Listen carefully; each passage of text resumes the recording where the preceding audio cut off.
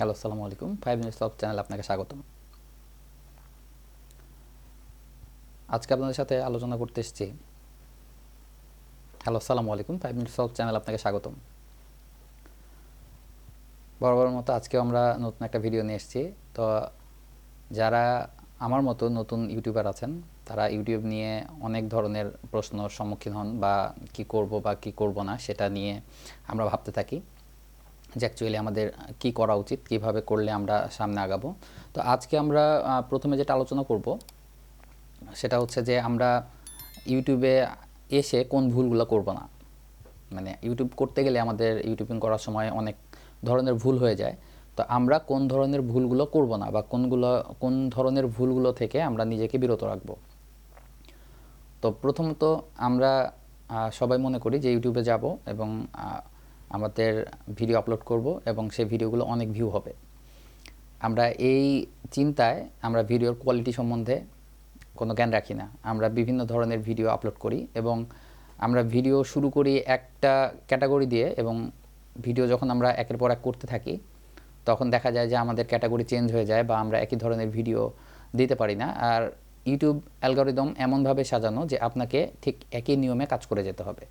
আপনি যখন একই নিয়মে কাজ করে যেতে থাকবেন তখন ইউটিউব আপনাকে প্রমোট করতে থাকবে নিজের থেকে। আর যখন আপনি এগুলো ভুল করতে থাকবেন, আপনি যখন তাড়াহুড়ার মাঝে বা তাড়াহুড়া করতে গিয়ে যখন আপনার মনে হবে যে আপনি তাড়াহুড়ায় ভিডিও করতেছেন বা একদিনে 2টা 5টা ভিডিও দিচ্ছেন কিন্তু আবার মোটামুটি 1 মাস গ্যাপ হয়ে যাচ্ছে, এরকম না করে আপনি যদি একটা রুলস করে নেন, যেমন আপনি মাসে একটা ভিডিও দেন বা হচ্ছে আপনি সপ্তাহে একটা ভিডিও দেন বা সপ্তাহে 2টা ভিডিও দেন বা 15 দিনে 2টা ভিডিও দেন, ঠিক এইভাবে আপনার শিডিউলগুলো সেট করুন যাতে আপনার ভিডিও শিডিউল ঠিক থাকে এবং সেটা প্রতিনিয়ত একই সময় একই দিনে এবং একটা নির্দিষ্ট টাইমে যাতে হয়। যেমন আপনি যদি মনে করেন যে আমি সন্ধ্যা 6টায় ভিডিও আপলোড করব, তাহলে আপনাকে প্রত্যেকদিন সন্ধ্যা 6টায় ভিডিও আপলোড করতে হবে এবং আপনি যে ক্যাটাগরিতে থাকবেন আপনাকে সেই ক্যাটাগরি নিয়েই ভিডিও তৈরি করতে হবে। আপনি যদি এন্টারটেনমেন্ট ভিডিও তৈরি করেন তাহলে এন্টারটেনিং ভিডিওই আপনাকে কন্টিনিউ করে যেতে হবে, সেটা যেভাবেই হোক। আর সবচাইতে যে বড় ভুল সেটা হচ্ছে যে আমরা অনেক সময় বাইরের ফুটেজ ইউজ করি বা তাড়াহুড়ায় অন্যের ফুটেজ ইউজ করি। তো অন্যের ফুটেজ কখনোই আমরা ইউজ করব না এবং অন্যের কন্টেন্ট কখনোই আমরা নিজেদের চ্যানেলে ইউজ করব না। আমরা যদি নিজেদের চ্যানেলে অন্যের কন্টেন্ট ইউজ করতে যাই সেক্ষেত্রে কী হবে যে আমাদের